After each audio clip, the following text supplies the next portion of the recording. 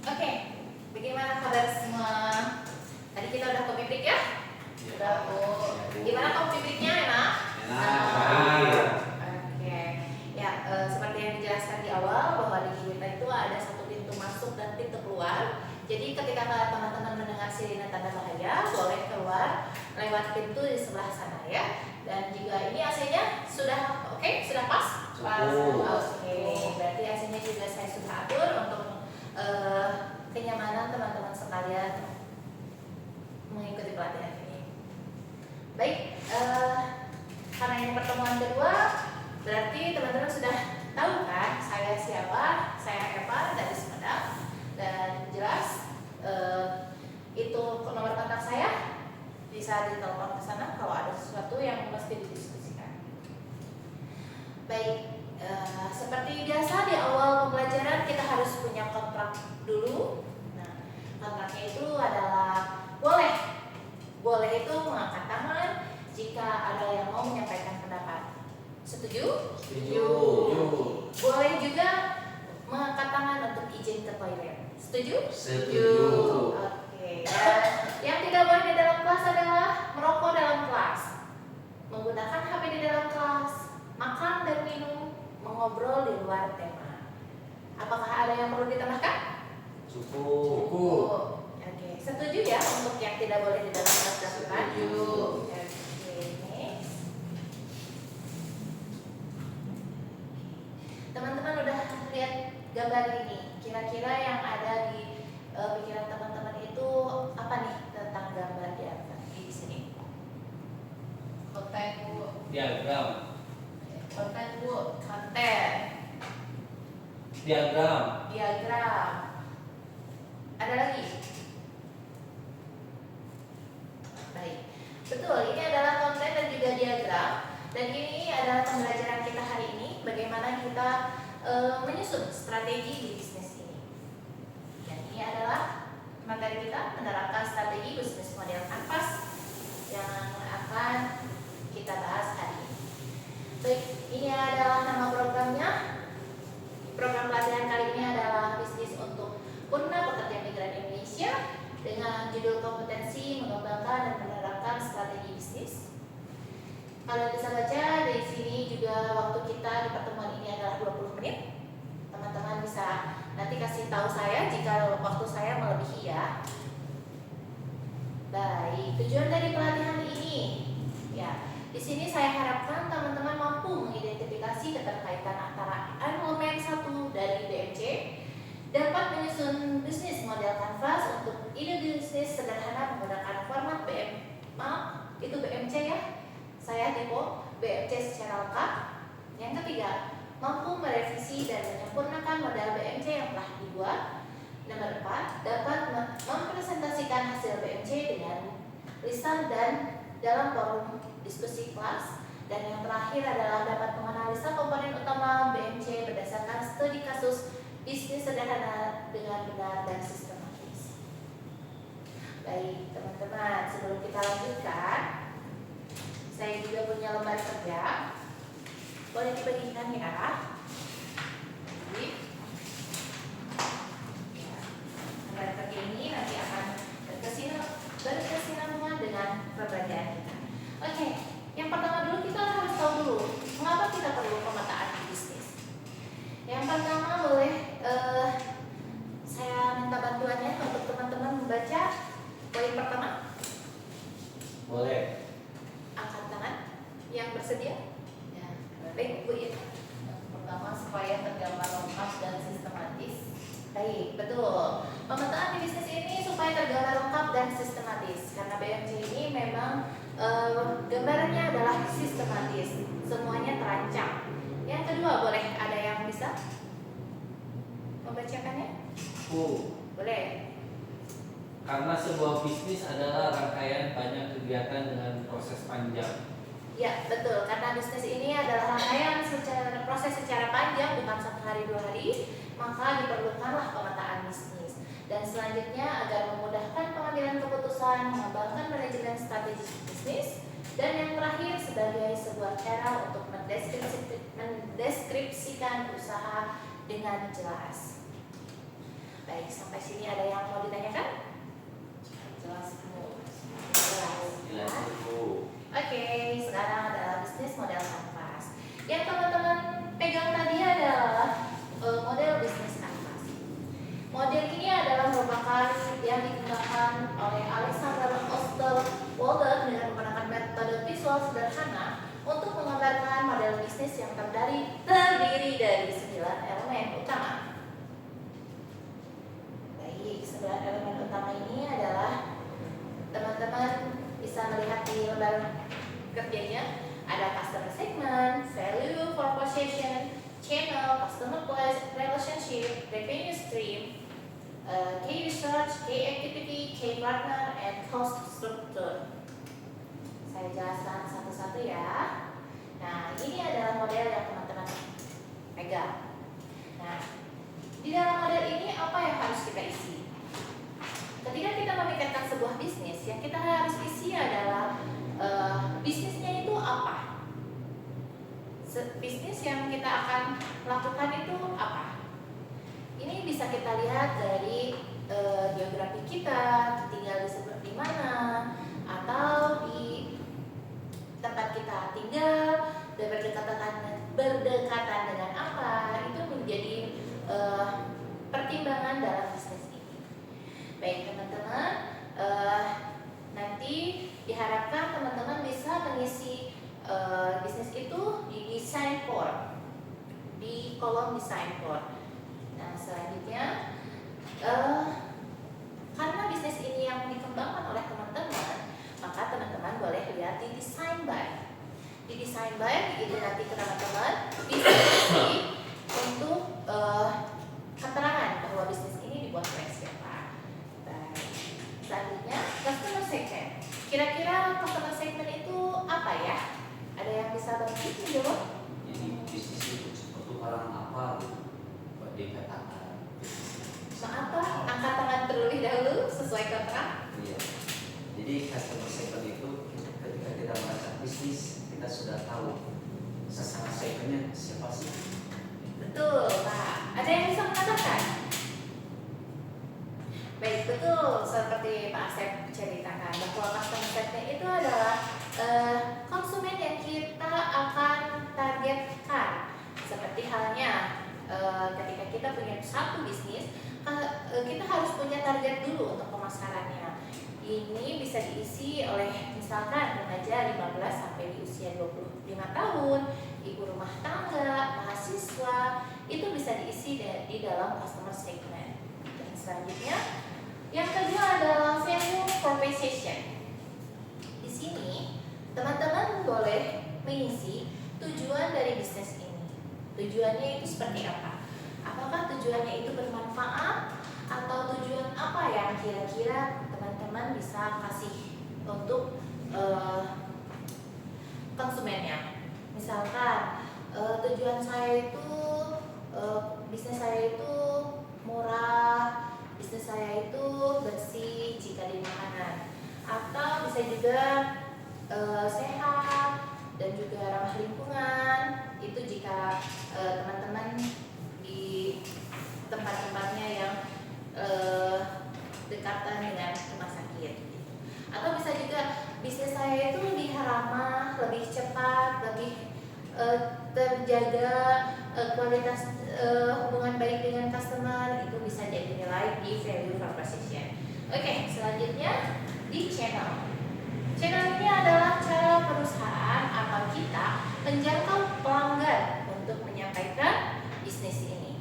Misalkan toko fisik, saya berbisnis di toko fisik karena saya membuka usaha di rumah, atau bisa melalui e-commerce, bisa juga melalui website seperti itu.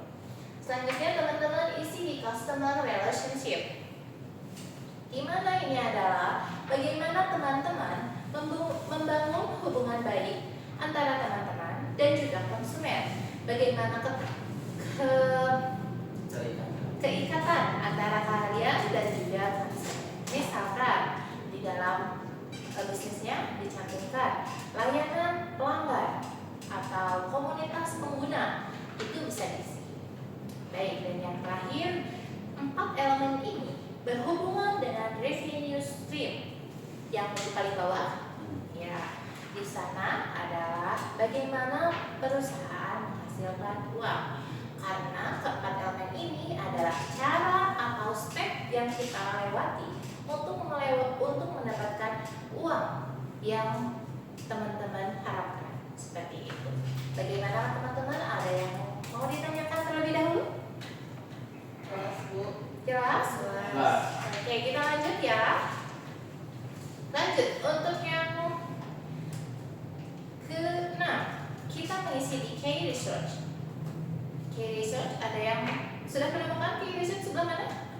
Sudah bisa pilih value.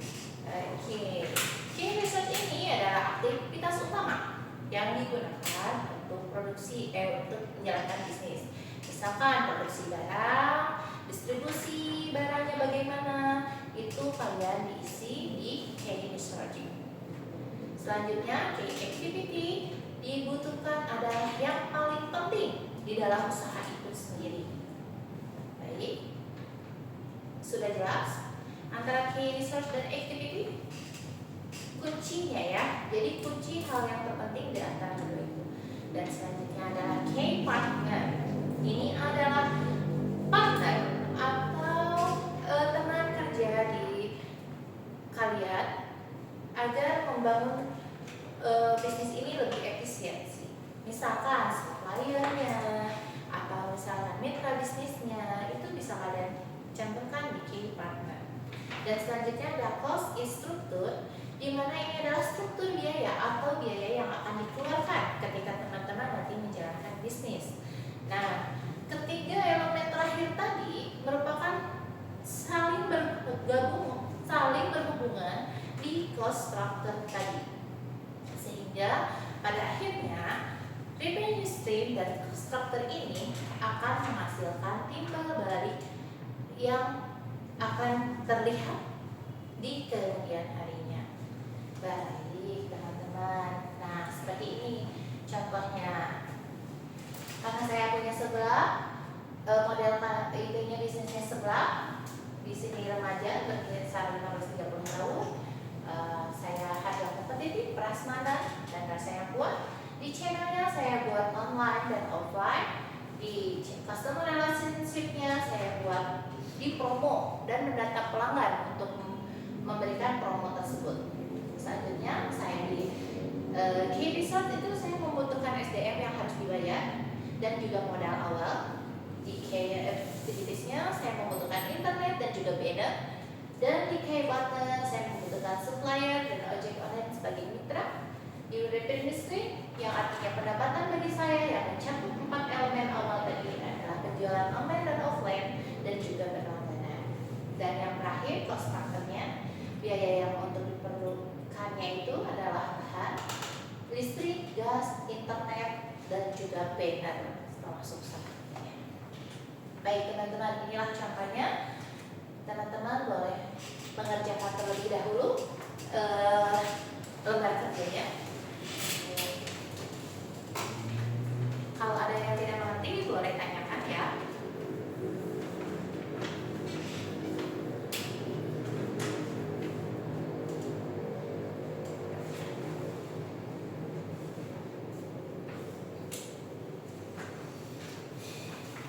Baik, sudah Bu.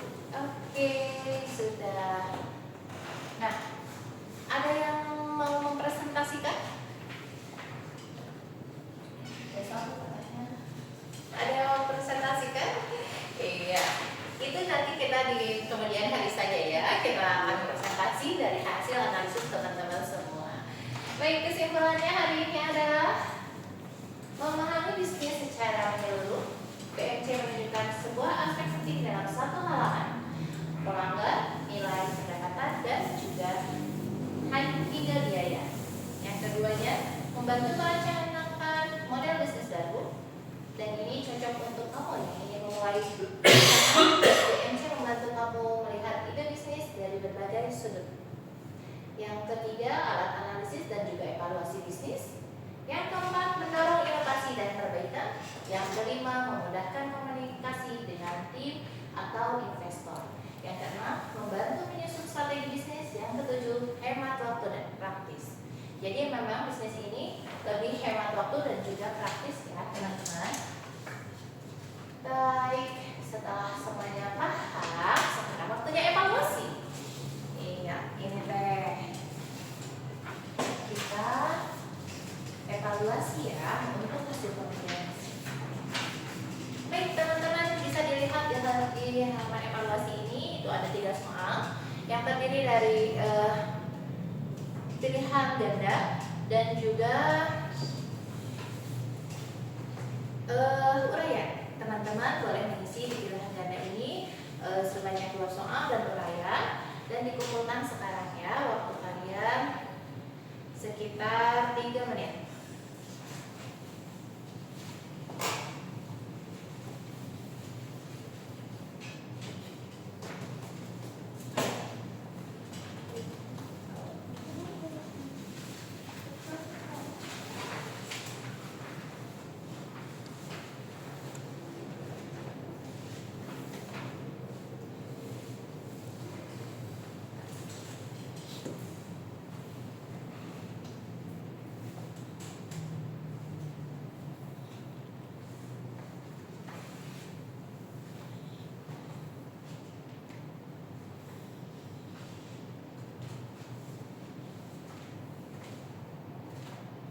Baik teman-teman, silakan dikumpulkan kembali evaluasinya dan juga lembar kerjanya tadi. Oke, teman-teman, saya lihat dulu ya.